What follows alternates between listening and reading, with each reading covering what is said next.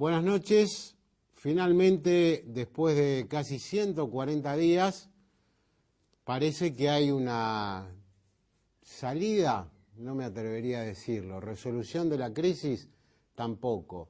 Pero al menos, bueno, las instituciones esta vez funcionaron, funcionó el Parlamento.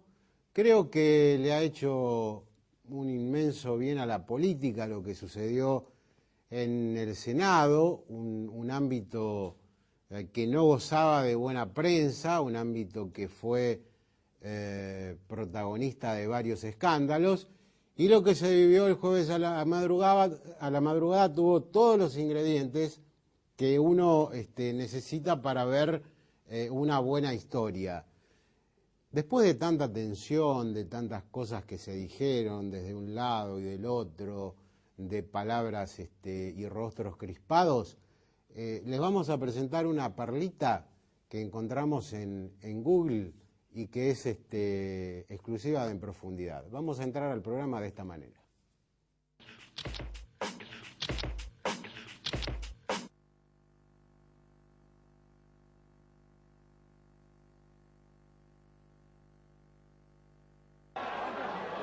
Sebőknek voltak már óriási bravúrjai, és van még egy! Aztán egy micsoda öngól! Hát ez hihetetlen! Ez hihetetlen! Gyurica! Ez nem igaz. Hát ilyet nem nagyon lehet látni. Koller leveszi a csapatkapitányi karszalagot és elindul az öltöző felé. Ő neki nincs kedve folytatni. Hát hihetetlen, érdemes lenne végignézni a fehérvári játékosokat most egyesével. Sitkó a felező vonalon ül, mások a 16-osnál, és mindannyian a fejüket fogják, legalábbis a rutinosabb labdarúgók közül. Ők még ilyet nem nagyon láttak, talán egyszer az Újpest pályán valami hasonlót, Tokodi Tibortól, szegénytől. Ez hihetetlen. De vajon mi lehetett az elképzelése Gyuricának? Nem tudom, hol akarta rúgni a labdát. Bueno, decía, esto está en labarbarie.com.ar, una página, un blog. La verdad que los blogs tienen estas cosas, ¿no? Y queríamos ingresar a esta edición de En Profundidad de esta manera, quitándole dramatismo, que ya hemos tenido demasiado.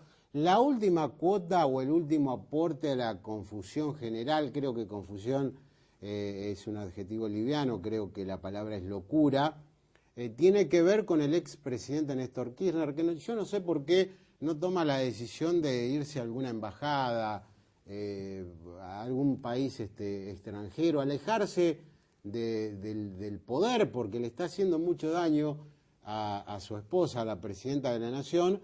Y le dijo Néstor a Cristina cuando se conoció la votación en el Senado, vámonos. ¿Qué drama hubiera sido para la Argentina volver a sufrir una crisis institucional de esta magnitud, ¿no? Y qué irresponsabilidad la que se vive en determinados ámbitos del poder. Bueno, hay funcionarios que después de este conflicto creo que no tienen posibilidad de sobrevivencia en el poder. Sabemos los nombres: Julio De Vido, Moreno, Alberto Fernández creo que ha quedado también muy desgastado, y tantísimos otros. ¿Los cambiará la presidenta de la Nación? Todo gobierno dice que no actúa presionado por los medios. En todo caso habrá que esperar. Se cambia el secretario de Agricultura, un personaje colateral, ¿no? De Urquiza, otra rareza. El encargado de la materia específica después de tantos días de crisis jamás tuvo protagonismo. Y ahora parece que es el que paga los platos rotos. Bueno, de lo que pasa en la Argentina en materia política, porque cuidado, han quedado, después de la votación del Senado, nuevas historias que tienen que ver con la salida electoral, con lo que va a pasar en el 2009, y como me decía un senador, ¿no? En el peronismo nunca se entra al cementerio, se quedan en la puerta cuando huelen el olor a cala. Es un poco, es una figura no demasiado romántica, pero sirve para entender el estado de las cosas. Tras el primer corte vamos a estar hablando con la doctora en Ciencia Política María de los Ángeles Iannuzzi para tocar este y otros temas. Ya regresamos.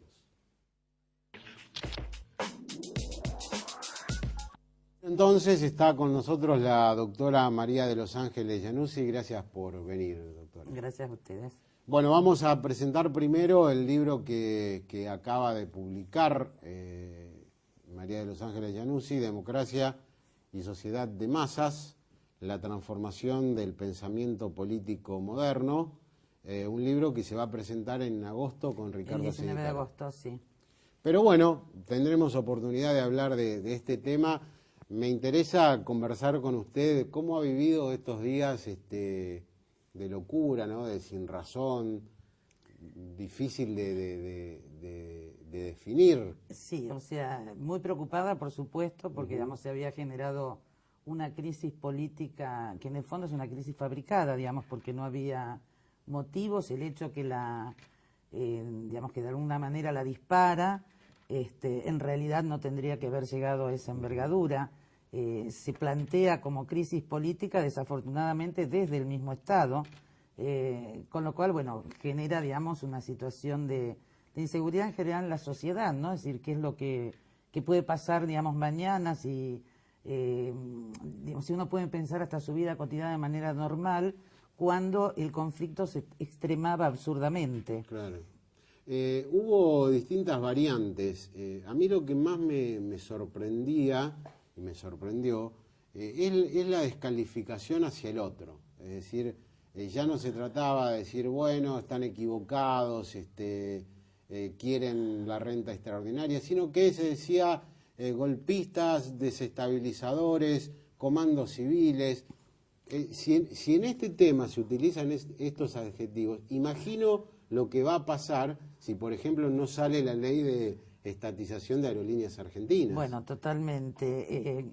Creo que hay toda una serie de recursos que utilizaron, que llevan, digamos, a esta exageración, pero que es buscada, digamos, de alguna manera, porque lo que se quiere es justamente extremar y partir aguas. Se parten aguas mal, pero, digamos, lo que intenta eso es partir aguas, obviamente con la intención que sea a favor del gobierno, la gran mayoría, y esto, digamos, es lo que no ocurrió.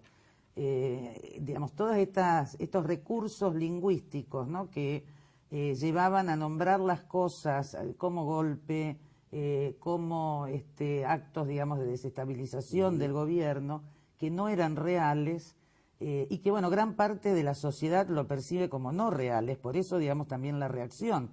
Es decir, por eso incluso ese cacerolazo tan grande que se extiende, digamos, a lo largo del país, en donde la sociedad de alguna manera sale a reclamar que se sienten a negociar, o sea, que el gobierno se siente a negociar con el sector con el cual tiene conflicto. Una consigna inédita, ¿no? Gente en las calles pidiendo que haya diálogo. Exacto, totalmente, que no estaba, que así los medios, digamos, cuando lo estaban cubriendo, lo plantearon claramente, digamos, no había un intento de desestabilización, al revés, estaban pidiendo más protagonismo justamente de la presidenta. O sea, nadie quería sacarla, sino todo lo contrario, se le estaba reclamando que tomara el toro por las astas como correspondía. ¿Cómo explica usted a qué lo atribuye esta caída espectacular de Cristina en las encuestas? Bueno, se habla de 20 puntos, 14 en Rosario, si ha perdido casi 36 puntos en tan poco tiempo desde que asumió. ¿A qué lo atribuye? ¿En qué se está equivocando? Bueno, por empezar, hay una pésima estrategia de resolución de conflictos. Digo, esto no tendría que haber llegado a un conflicto de esta envergadura, digamos, al menos no después de muchísimo tiempo de negociación. Digo, lo primero que se debió hacer, es pasar digamos, este incremento de las retenciones, pasarlo por el Congreso como correspondía. Claro. Primera cuestión. Eso da espacio a que haya diálogo, que haya negociación, dialogar con los sectores directamente afectados, y luego, en todo caso, tomar la resolución, bueno, ya sea de incrementar o no, lo que fuere. Por otro lado, creo que por parte de la presidenta es como que dejaba ser, o sea, digamos, no reúne su gabinete, un poco vos lo dijiste al inicio del programa en cuanto al secretario, digamos, de Agricultura, claro. No tiene ningún protagonismo, prácticamente es un ausente, cuando debió haber estado permanentemente al lado de la presidenta. El problema es que la presidenta no reúne su gabinete, Claro, por igual ejemplo. Igual que Néstor. Exactamente, primera cuestión. Y segunda cuestión, el rol excesivamente magnificado del expresidente. El expresidente hoy no cumple ninguna función en el Estado, es solamente el jefe de un partido político. Sin embargo, tanto en la actitud de la presidenta como del expresidente, lo que estábamos viendo, que para mí era muy preocupante, era una subordinación del Estado al partido. Esto es muy grave, esto más bien rememora más cierto estalinismo que otra cosa. Hay una desvalorización del Estado y por lo tanto de las instituciones. Esto lo agravaba el hecho de que, por ejemplo, la presidenta cuando hablaba o tenía discursos por ahí importantes, era en el marco de un acto partidario. Entonces digo, por empezar el tiempo, insisto, el rol del expresidente que debería de alguna manera mantener un lugar más a la sombra y digamos que la presidenta de alguna manera asuma que la Casa Rosada, digamos, se maneja con un equipo de trabajo y ese equipo de trabajo tiene una cabeza y esa cabeza es ella, justamente. Y a partir de esto, bueno, no tomar, porque el conflicto se extrema porque tiene también que ver con una concepción de lo político que tienen y que, bueno, que supone que todo tipo de disenso es desestabilizador. Esto no es cierto. Digo, las sociedades como las nuestras son sociedades complejas porque hay diversos intereses, están conformadas por diversos grupos, por consiguiente el disenso tiene que ser co-constitutivo de la política. Si no lo pensamos así, lo único que queda es una simple imposición por parte del Estado y esto es muy grave porque en realidad digamos, cuestiona lo que sería la república, ¿no? O sea, la noción de república. ¿Qué valoración hace de la actitud de Cobos? Porque hay como dos planteos. Una que debió haber votado por lealtad a la fórmula que integró y la otra es, bueno, lo que se está viendo, esta Cobos manía, ¿no? O sea, él vota, o sea, obviamente de acuerdo a su conciencia y esto creo que quedó bien claro. Creo que Cobos tenía bien claro, digamos, que el conflicto era muy serio y que es cierto, no tenía sentido, digamos, si hubiera salido votado a favor la posición del gobierno, digo, podría haber sido una victoria a lo pirro, claro, realmente. Yo creo que en eso Cobos tiene bien en claro esta situación. Es extraño que justamente el vicepresidente, es decir, vote, bueno, lo que no sería lo que, digamos, uno lo da ya por hecho, que es la posición oficial. De todas formas, creo que también tiene que ver esto con una noción de democracia interna, en este caso dentro de una alianza, porque, digamos, ya no es el mismo partido, digamos, es un frente, y que creo que en ese sentido le devolvió a la política en la Argentina, este gesto que él tuvo, digamos, devolvió a la política argentina la credibilidad en las instituciones, y que esto es muy, muy importante, es decir, en un ámbito como el Senado, que se contaba con el oficialismo contaba con una mayoría propia, y que esto lo daba por sentado, y que muchos lo daban por sentado, incluso, digamos, opositores, es decir, de pronto se llega a un empate y el vicepresidente y presidente del Senado, digamos, desempata tomando aquella resolución que resulta más beneficiosa para la sociedad en su conjunto. Ahora, digamos, creo que plantear esto en términos de lealtad o deslealtad me parece muy serio, muy grave, y vuelve a estar dentro de lo que yo decía antes, esta concepción, digamos, que hay de lo político que tienen, bueno, el Ejecutivo en general y el expresidente, y que todo disenso, digamos, es desestabilizador. Y esto no debe ser tenido de esta manera, digamos. Incluso, bueno, yo lo escribí el domingo en La Capital, me parecía una formidable oportunidad para que la presidenta de la Nación demuestre que no es lo que todos decimos que es. Es decir, exactamente, aparecer al lado de su vice, mostrar otro temple, otro carácter, pero parece que nada de esto va a suceder. No, porque ahí tenía la oportunidad justamente de tomar el rol totalmente protagónico que debió haber tenido, empezar a elaborar, digamos, una propuesta más pensada, porque esto, digamos, la resolución 125 tiene un montón de problemas, entre ellos no distinguir entre los sectores de los pequeños, medianos y grandes productores. Y tiene, digamos, estos otros parches que se le pusieron, también tienen problemas. Digamos, hay que pensar en una política, en todo caso agraria, digamos, más amplia, como así también, digamos, el tema de la redistribución. Me parece correcto lo que la presidenta planteaba. Se debe redistribuir en este país, hace mucho tiempo que se necesita eso, pero tiene que ser tomado de una manera mucho más integral. Y no solamente como una respuesta a determinadas coyunturas, como para tapar, digamos, poner un parche para que, en fin, no haya un conflicto más grande. Entonces creo que tuvo esa oportunidad, todavía la tendría, en la medida que tomara el toro por las astas como corresponde, ¿no? Estamos dialogando con la doctora María de los Ángeles Iannuzzi. Después del corte vamos a conversar sobre lo que se viene en materia política, sobre el nuevo mapa que quedó tras esta pelea de 140 días entre gobierno y campo.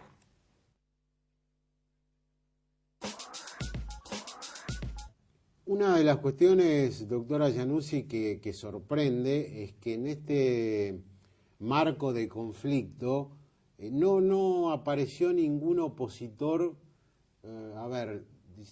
sacando rédito, entendida la palabra rédito en el buen sentido, ¿no? Es como que quedó también de manifiesto que hay muchos opositores, pero que no hay una oposición sólida y consistente, e incluso me parece que el tufillo a oposición viene ahora por el lado del mismo peronismo, ¿no? Seguro, o sea, la oposición, bueno, lo importante es que se nucleó la oposición. Se nucleó. Cosa que no era muy sencillo en otros momentos. Creo que además es un poco difícil sacar rédito por parte de la oposición, en este buen sentido que decís, porque, digamos, la exageración está dada por parte del gobierno, es decir, desde el Estado está dada esta exageración. Entonces, en todo caso, lo que la oposición logró fue conseguir que, se atendieran los reclamos de un sector y por lo menos se abriera la posibilidad de dialogar. Lo cual no es tanto, si uno lo está pensando, por lo menos no en el contexto de una política normal. El problema, sigo insistiendo, es la concepción con la cual actúa, digamos, el Ejecutivo. Y también es cierto que este posicionamiento que tuvo el Ejecutivo, incluido el expresidente, lleva una fractura, digamos, dentro del peronismo, un peronismo que estaba fracturado, digamos, por otros motivos. En este momento se unifica como oposición dentro del partido hacia este tipo de conducción. En ese sentido, creo que el peronismo siempre tiene recursos, ha dado muestra de recursos bastante grandes como para volver a recomponerse, a diferencia de los otros partidos, ¿no? Es el único partido que quedó en pie tras la crisis del 2001. Totalmente, o sea, quedó fracturado, muy malherido, etcétera, pero bueno, es lo que queda al lado de los otros que desaparecen. Bueno, el radicalismo es terrible. Claro, porque uno hablando con los protagonistas, creo que desde casi el principio de la gestión de Néstor Kirchner, había un malestar que no se traducía en la práctica ni en el voto en las cámaras, por los índices de imagen, por el apoyo popular, pero que ahora quedó empíricamente demostrado. Todos los exgobernadores peronistas votaron en contra en el Senado. Y esto le quiero preguntar, ¿este país no puede ser gobernado sin el peronismo? La verdad que no sabría decirte si en el futuro no podrá ser gobernado sin el peronismo. Creo que es una parte importante, obviamente, del electorado, que bueno, tiene esta afinidad, esta predilección. Esto hace que un partido con estas características, bueno, evidentemente se lo requiere, digamos, en la política. El tema es, digamos, qué se gobierna, ¿no? O sea, Me refiero a esto, digamos, nosotros estamos inmersos, digamos, la Argentina está inmerso, como los demás países del mundo, en un contexto de transformaciones muy grandes y muy profundas, que tiene que ver incluso con posibilidades de desarrollar o no determinados modelos económicos.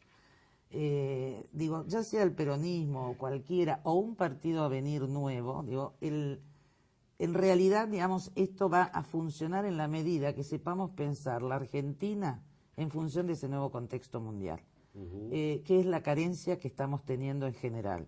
Y que, bueno, dentro del kirchnerismo es fuerte, digamos, ha sabido, sobre todo, digamos, en la presidencia de Néstor Kirchner, hacer determinados gestos, tomar determinadas actitudes que, bueno, permitieron salir de la crisis, digamos, contribuir a salir de la crisis, a recuperar imagen de la política, porque en eso, digamos, Néstor Kirchner supo hacer los gestos adecuados, pero el problema es que hay algo más, o sea, tiene que haber una política o pensar, digamos, una estrategia a mediano y a largo plazo. Esto es un problema porque, digamos, en ese sentido, en términos generales, el peronismo sigue pensando, gran parte del peronismo sigue pensando en esa Argentina, digamos, del 45 de Perón, en ese modelo económico. Bueno, y es este modelo económico así el que, salvo en circunstancias de emergencia, hoy, digamos, no tiene larga vida y no permite, digamos, un mejor desarrollo dentro del país. Entonces digo, se requiere de la clase política en general el ayornarse, el poder comprender la situación en la que se está viviendo. Hoy, a diferencia de lo que pasaba, digamos, en la época en que se instituye, digamos, este peronismo, este modelo, digamos, en el 45, bueno, es que en un país hoy no se regula el conjunto del proceso productivo de un bien. Entonces digo, ya esto está limitando la capacidad que tiene un gobierno de pensar el desarrollo económico dentro de sus propias fronteras. Bien o mal, digo, es lo que está. Entonces digo, hay que saber adaptarse, hay que saber acomodarse a esto, pero sacando ventajas, o sea, porque digamos, estas nuevas transformaciones tienen elementos muy nocivos, los hemos conocido justamente también a través de una fracción del peronismo que ayorna, que es digamos, el menemismo, y ayorna mal, digamos, con bastantes perjuicios, digamos, para la sociedad en general. Pero digo, también hay otras formas que permiten sacar otros beneficios. Y bueno, y esto es lo que hay que aprender a hacer y lo que hay que aprender a pensar, digamos, en nuestro país. Y lo que quedó demostrado, creo, también es el autoritarismo que existe en la Argentina, no solamente de parte de los políticos, porque digo, el conflicto atravesó a las dirigencias sindicales, empresarias, al periodismo y también a los intelectuales, es decir, el que estaba, no digo a favor, pero el que sostenía la posición planteada por las entidades era un oligarca desde un lado.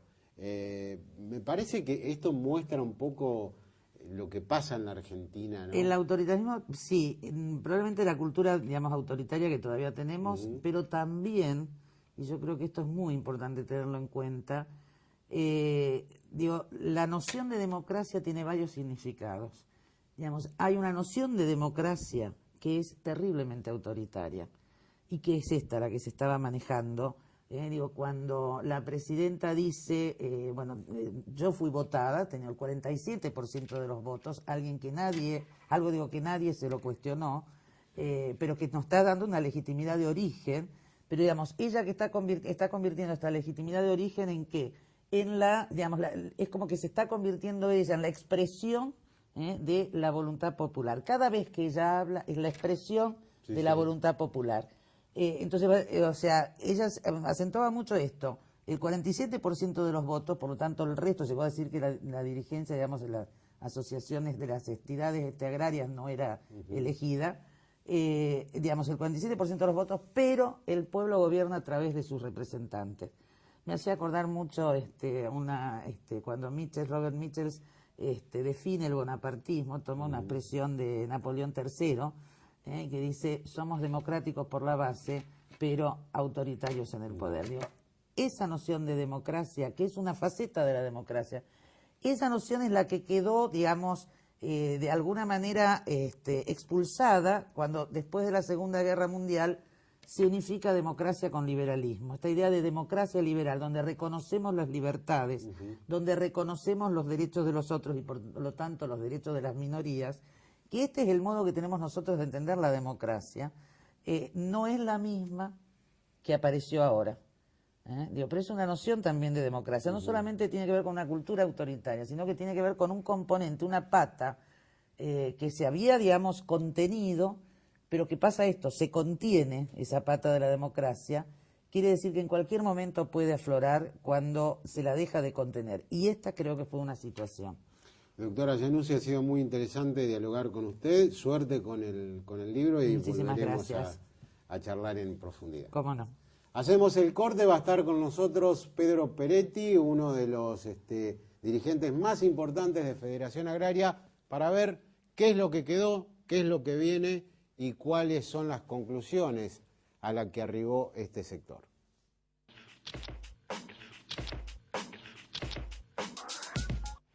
Lo dicho, estamos con Pedro Peretti, secretario de Federación Agraria. Lo invitamos y después ya tomó dimensión nacional, lo habrán visto en los canales porteños. Pedro, bienvenido. Gracias, un gusto estar con vos, Mauricio. Antes de iniciar la entrevista, te invito a ver el informe de lo que pasó ese jueves que queda en la historia, ¿no? Vamos a verlo.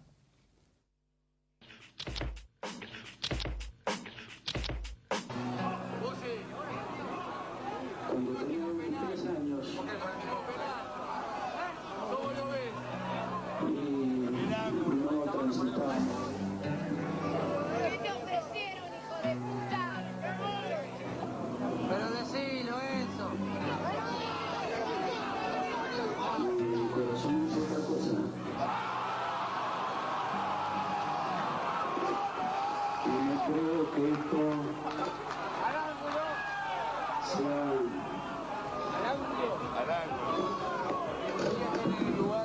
Sí, me encantaría. Es el lugar de la historia, hermano. La historia pone a poca gente en ese lugar. ¡Definiste la concha a tu madre! Es la que está esperando ¡Hijo de puta!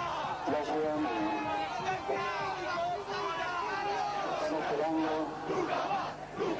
con la manera posible que nosotros logramos. Perdón si me equivoco. Mi voto no es positivo.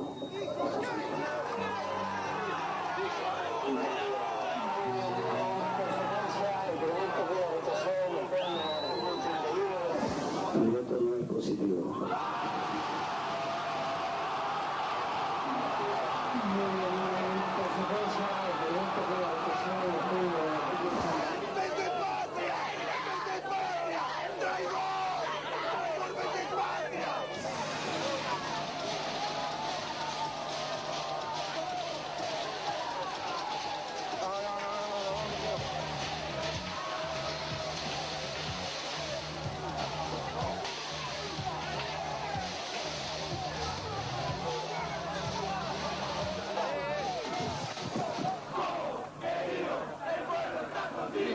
Te veo emocionado.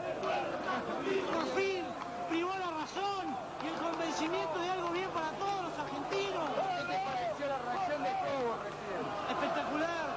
Puso cabeza el tipo. Mucho coraje. Mucho cabeza. Cabeza y pasión.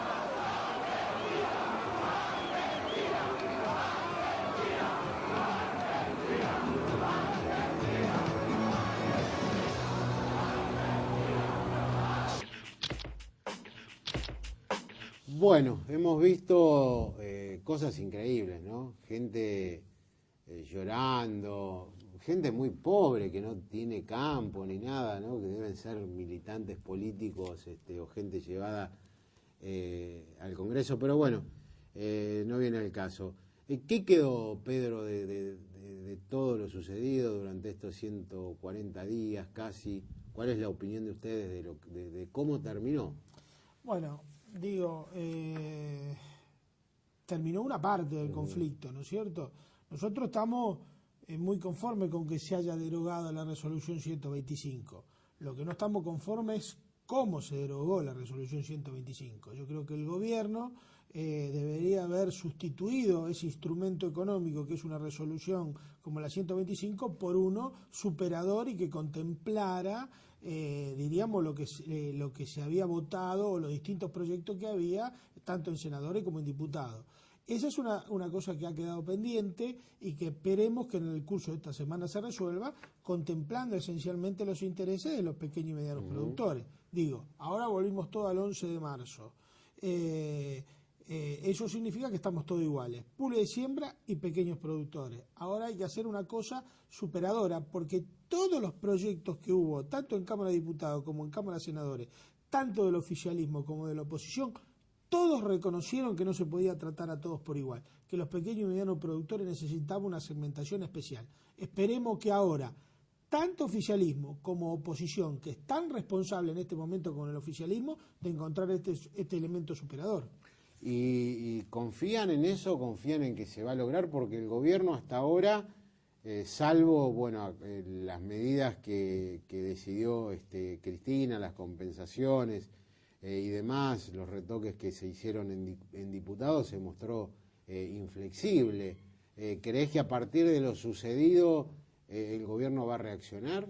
Creo que sí, creo que tiene la obligación de reaccionar en consenso, o sea que el voto, digo, el de Cobo, la movilización, la sociedad en su conjunto, ¿qué le reclamaba al gobierno?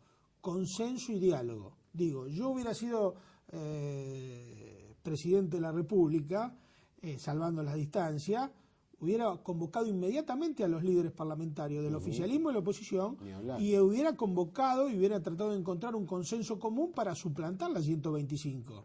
Digo, porque esto se sabe mucho a venganza, volver al 11 de marzo. Por más que algunos sectores de la economía agraria concentrada plantearan volver al 11 de marzo, la Federación Agraria Argentina planteó, y yo lo he escrito en varios periódicos, en varios artículos, que lo que define o lo que diferencia a un gobierno progresista de otro que no lo es la segmentación de las políticas públicas, es no tratar a todo por igual, al grande como al chico. Digo, hay que diferenciar, eso lo han dicho todos, oficialismo y oposición, y creo que en el diálogo y en el consenso está el gran desafío que tiene el gobierno en este momento.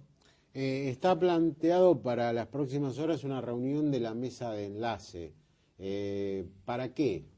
Bueno, yo justamente creo que la mesa está planteada para mañana. Sí.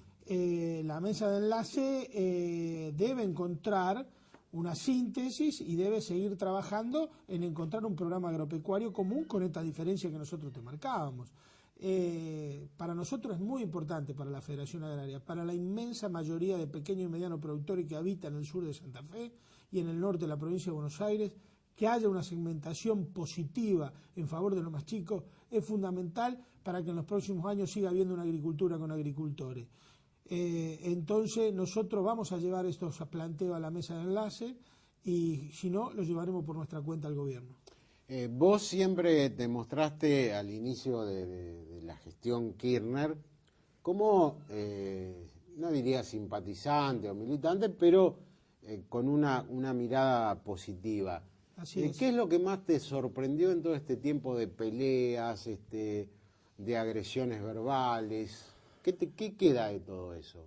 Lo que más me sorprendió es la profunda incomprensión, motivado o sustentado en el profundo desconocimiento de lo que pasaba en el interior profundo.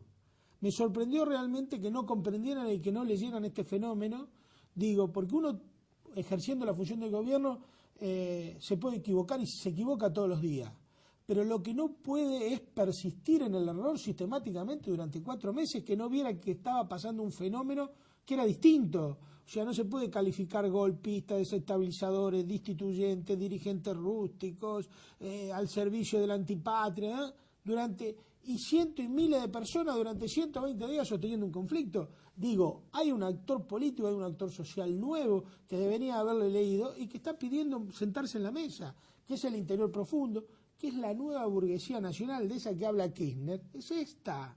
Digo, ¿es esta burguesía, es lo que realmente interpreta este nuevo fenómeno que le está diciendo al gobierno? Bueno, queremos sentarnos en la mesa del reparto, de las utilidades de este país. Digo, no se puede desconocer más al pequeño y mediano productor que vive en Máximo Paz, en Alcorte, en Santa Teresa, que es el que hace andar esta rueda, el que invierte y todo lo demás, y es esa pequeña burguesía que el gobierno tanto anhela crear. No es Eurnequian, no es Grobo Patel, eso que digo. Y yo creo que el gobierno ha leído muy mal eso, no comprendido. Dos cosas me sorprendió. Y me sorprendió profundamente las cartas de los intelectuales, tanto en Buenos Aires como en Rosario, que hubo. En Rosario hay alguna gente que conoce cómo es el problema.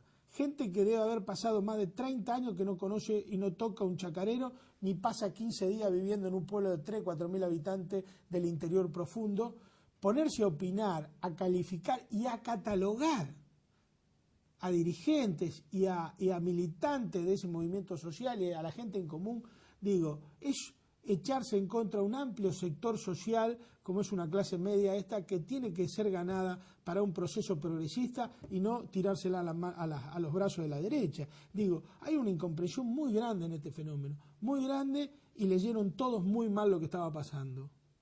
Ese jueves, ¿tenías expectativas de que iba a suceder lo que sucedió? Porque en algún momento, en buena parte de la jornada, se decía que el gobierno tenía los votos, no había una diferencia muy grande, pero que, bueno, lo de Saadi, Ramón Saadi, votó con sí, el kirchnerismo. No, nosotros, muy entrada ya la tarde, todavía, nosotros, diríamos, éramos pesimistas del resultado. O sea, nosotros pensamos que Rachet y Saadi, era la información que nos venía dentro del Senado, iban a votar a favor del Senado, del gobierno.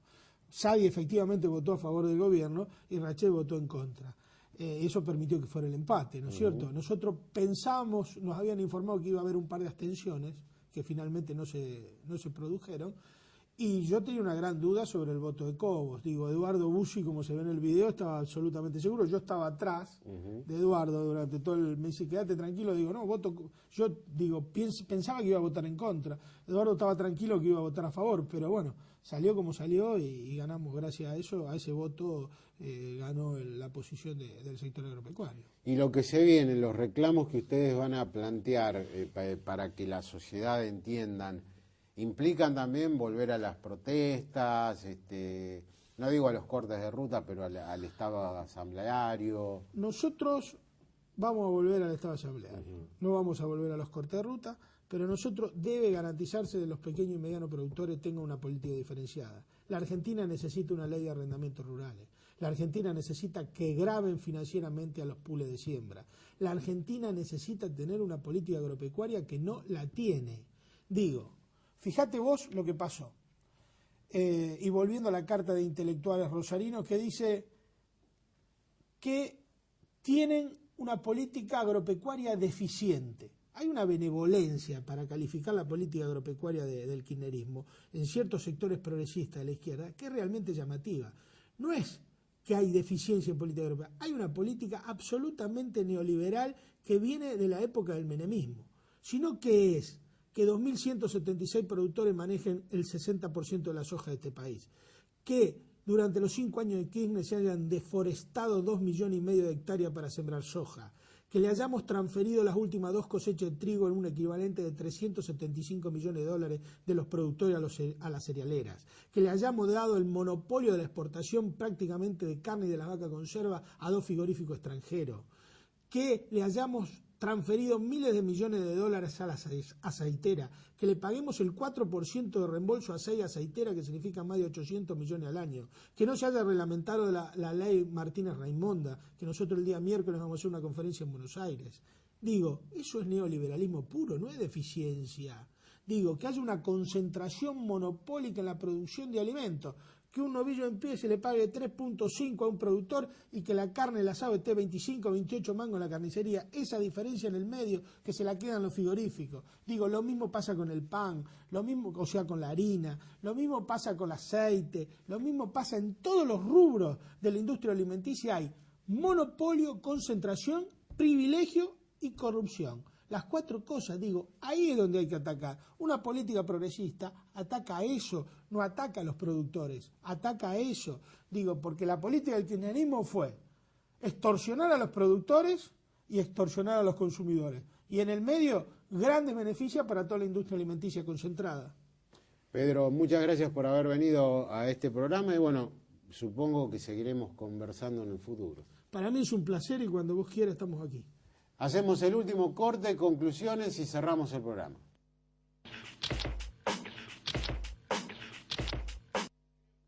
Un programa interesante, la doctora Iannuzzi explicando, analizando algunos puntos importantes que deja este conflicto y después la visión de Pedro Peretti, secretario de Federación Agraria, respecto a algo que, por lo que dijo, no ha terminado. Algunas lecturas políticas. Se ha partido el Frente para la Victoria. La oposición a Kirchner empezó ya a germinar de parte de algunos dirigentes, referencias de mucho peso. Felipe Solá, Carlos Reutemann, Jorge Busti, José Manuel de la Sota, Rodríguez A. Bueno, son muchos. El kirchnerismo no volverá a ser lo que era. Yo no puedo creer, insisto en esto, lo dije en la apertura, que el expresidente le haya dicho a la presidenta de la Nación, vayámonos a casa. ¿Qué estaría pasando en la Argentina en estos momentos si Cristina, que tuvo mucho tino en esto, le hubiera hecho caso? Lo otro, o Cristina cambia ahora o no cambia más.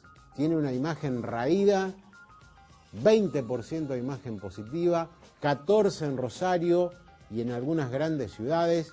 Es hora de apostar al diálogo, apostar al consenso, a renovar algunas caras, pero no como la de Javier de Urquiza, que fue un protagonista colateral. Acá se tiene que ir Moreno, acá se tiene que ir De Vido, acá se tendrá que ir Alberto Fernández. Tiene que haber cambios profundos en las caras y en la manera de hacer política de un gobierno que, francamente, y duele decirlo, se está cayendo a pedazos. Encima, ahora, como decían los relatores de fútbol, sin solución de continuidad, van a enviar al Parlamento el proyecto de ley para reestatizar aerolíneas. Imagínense si ese proyecto es votado en contra. ¿Qué pasará con el gobierno? ¿Qué pasará con la Argentina? Lo que pasó fue la nueva edición de En Profundidad. Volvemos en 7 días. Muchas gracias.